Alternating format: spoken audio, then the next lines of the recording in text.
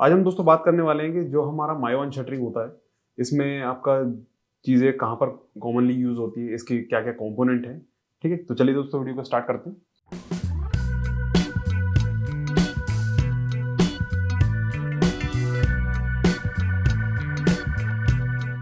Where my one is commonly used सबसे ज़्यादा अगर आप देखें तो ये आपका हाई राइज़ बिल्डिंग में सबसे ज़्यादा आपको यूज़ की जाती है।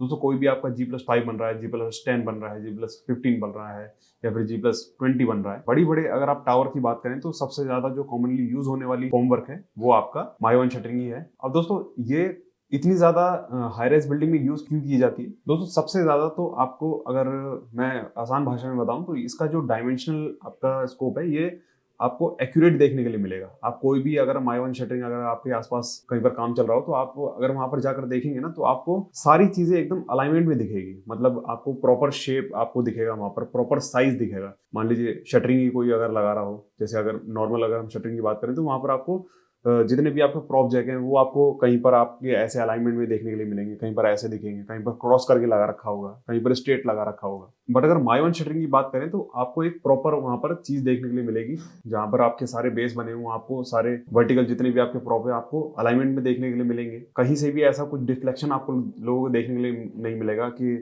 आपको उस जगह पर आपको बीम जो है वो झुकी हुई मिल रही है, यहाँ पर आपकी जो स्लैब है वो झुकी हुई दिख रही है। ऐसा कहीं पर भी आपको देखने के लिए नहीं मिलेगा माई वन शटरिंग में। अगर हम नॉर्मल किसी शटरिंग की बात करेंगे तो वहाँ पर आप लोगों को देखने के लिए मिल सकता है कि कहीं पर छज्जा डाउन हो गया है या फिर स्लैब जो है वो किसी और जगह से उसका स्लोप बिगड़ गया है। वहाँ पर आप लोगों को देखने के लिए मिलेगा, बट आपको माई वन शटरिंग में ये सारी चीज़ें देखने के लिए नहीं मिलेगी। अब आते हैं दोस्तों मास हाउसिंग प्रोजेक्ट, जैसे प्रधानमंत्री आवास योजना है या फिर आपका DDA है, दिल्ली डेवलपमेंट अथॉरिटी। अगर इन सब के मास हाउसिंग प्रोजेक्ट चल रहे हैं तो उसमें आपको ज़्यादातर माई वन शटरिंग ही देखने के लिए मिलेगी, क्योंकि ये क्या है कि दोस्तों ज़्यादा जल्दी काम होता है। और अगर बल्क में आपको काम करवाना है, जैसे आपका मास हाउसिंग का कोई भी प्रोजेक्ट चल रहा है, तो वहाँ पर आप लोगों को जल्दी काम करना है, तो वहाँ पर आप लोग इस माई वन शटरिंग का यूज़ कर सकते हैं। Apartments towers with repetitive floor layout. दोस्तों जितने भी आपको शटरिंग देखने के लिए मिलती है, आपको अगर नॉर्मल शटरिंग की बात करें तो वहाँ पर आपको कोई भी फ्लोर प्लान देखने के लिए नहीं मिलेगा। बट अगर आप माई वन शटरिंग की तरफ जाएंगे तो आपको एक फ्लोर प्लान देखने के लिए मिलेगा कि कहाँ पर आपको अलग-अलग उसके कंपोनेंट लगाने हैं। जैसे मैं अभी आगे जाके उसके कितने जितने भी कंपोनेंट है वो आपको डिस्क्राइब करूँगा, कहाँ पर क्या-क्या चीज़ लगती है।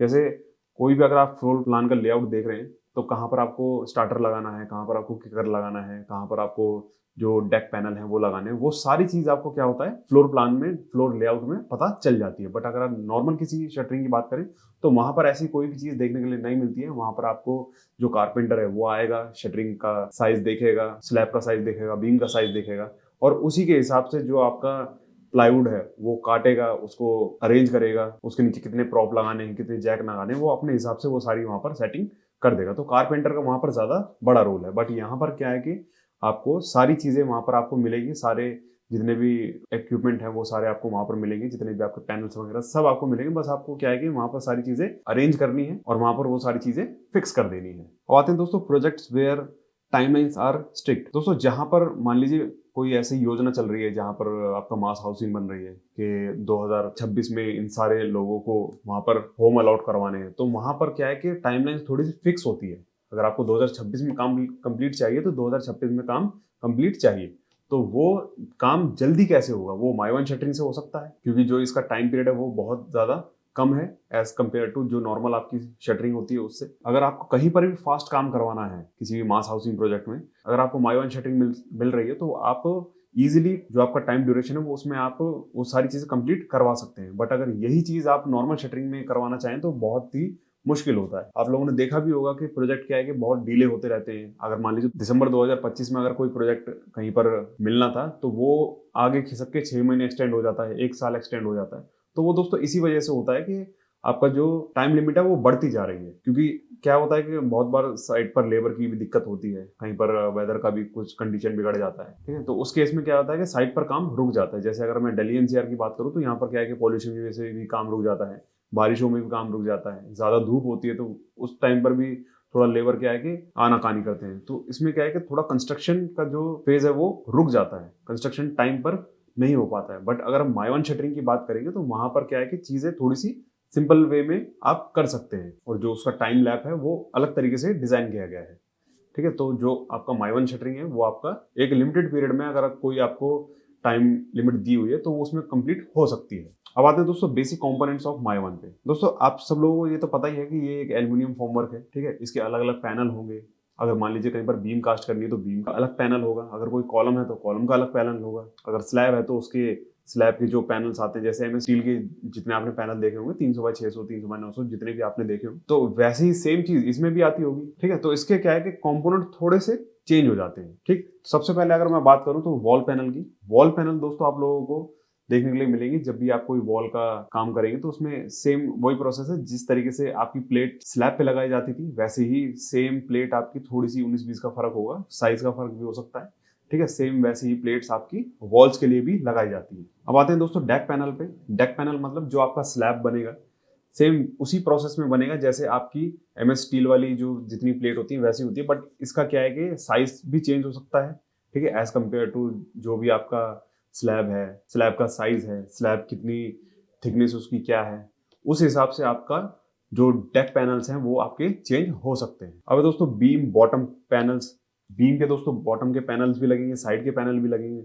आप लोगों ने देखा ही होगा जब भी हम कोई भी नॉर्मल प्लाईवुड की शटरिंग भी करते हैं तो उसको जो बीम का साइज होता है उसी साइज पर आप लोगों को पैनल्स हैं वो काटने पड़ते हैं। कारपेंटर अपने हिसाब से वो अगर 300 बाय 600 की बीम है, 300 बाय 400 की बीम है, तो उसके हिसाब से वो स्लैब की थिकनेस माइनस करके वो नीचे आपका ड्रॉप बीम का जितना भी सेक्शन है वो आराम से वो काट देता है, ठीक है। तो जितने भी आपके बीम के पैनल हैं वो आपके बॉटम पैनल हो, साइड पैनल हो, वो आपके यहाँ पर एल्यूमिनियम फॉर्मवर्क में भी सेम उसी कंडीशन में लगाए जाते हैं। बस ये है कि आप जितने भी यहाँ पर कंपोनेंट देख रहे हैं वो सारे कंपोनेंट आपके एल्यूमिनियम के ही होंगे। और जो आप नॉर्मल आपका फॉर्मवर्क होता है उसमें आपको एमएस स्टील की प्लेट देखने के लिए मिलती है, प्लाईवुड भी देखने के लिए मिलता है, आपको लकड़ी के बैटन्स भी देखने के लिए मिलते हैं, जो आपके एमएस के प्रॉप्स आते हैं वो भी अलग मटेरियल के आपको देखने के लिए मिलते हैं, एमएस स्टील के ही होते हैं, और जो आपके प्रॉप जैक आते हैं वो भी आपके एमएस स्टील के होते हैं, ठीक है। तो वो आपके कॉम्बिनेशन चल रहा है, बट यहाँ पर जितने भी आपको मैं ये कॉम्पोनेंट दिखा रहा हूँ ये सारे कॉम्पोनेंट आपके एल्यूमिनियम के ही आपको देखने के लिए मिलेंगे।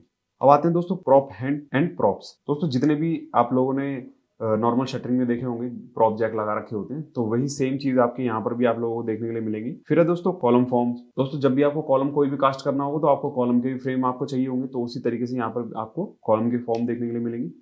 अब आते हैं दोस्तों किकर। किकर दोस्तों एक आपका सबसे ज्यादा यूज होने वाली चीज है, आप लोगों ने बहुत बार सुना भी होगा इस चीज को। ये आपको आने वाले सेशन में पता चल जाएगा अच्छे से कि किकर हम कहाँ लगाते हैं, कहाँ पर यूज करते हैं, क्योंकि मैं बिना वीडियो आपको दिखाए हुए इस चीज को समझा नहीं पाऊंगा कि कहाँ लगता है, कैसे लगता है, ठीक है। जितने भी आपके कंपोनेंट है माई1 के, वो सारी चीजें आपको मैं क्या करूंगा एक वीडियो चला के दिखाऊंगा, और उसमें आपको सारे कंपोनेंट जितने भी हैं वो आपको डिस्क्राइब करूंगा कि ये यहाँ पर लगता है, ये यहाँ पर लगता है, प्रॉप यहाँ पर है, जैक यहाँ पर है, किकर यहाँ लगाते हैं, वॉल के पैनल यहाँ लगाते हैं, डेक के पैनल यहाँ लगाते हैं। तो आपको वीडियो देख के आसानी से सारी चीज समझ में आ जाएगी कि जितने भी कंपोनेंट है वो कहाँ कहाँ पर लगाए जाते हैं, क्योंकि ये जितना भी सारा माई1 का चीजें हैं, जितना भी माई1 का आपका होमवर्क है, ये सारा क्या है कि सारा अरेंजमेंट के ऊपर है, कहाँ पर कौन सी चीज लगेगी वो आपको वहां पर आनी चाहिए लगानी, ठीक है। फिर है आपके पिन्स एंड वेजेस। जैसे कि आप कोई भी प्लाईवुड की कुछ भी लगाते हैं तो आपको खांचा बनाना होता है, तो उसमें क्या है कि आप कील वगैरह ठोकते हैं, बट अगर यहाँ पर आपको एल्यूमिनियम का कुछ भी काम करना है तो आपको पिन एंड वेजेस आपको लगाने पड़ते हैं। फिर दोस्तों आपका वॉल टाई भी आप लोगों को मैं वीडियो के थ्रू समझा दूंगा वॉल टाई कहाँ पर लगती है। ये थे आपके माई1 के कंपोनेंट, ठीक है दोस्तों। आप लोगों को समझ में आ गया होगा कि किस तरीके से आपके जो भी कंपोनेंट है वो कैसे होते हैं। मैं आपको और आगे वाली आने वाली वीडियोस में आपको बहुत अच्छे से इसको डिस्क्राइब कर दूंगा। तो मिलते हैं दोस्तों नेक्स्ट सेशन में। Keep learning. Thank you so much.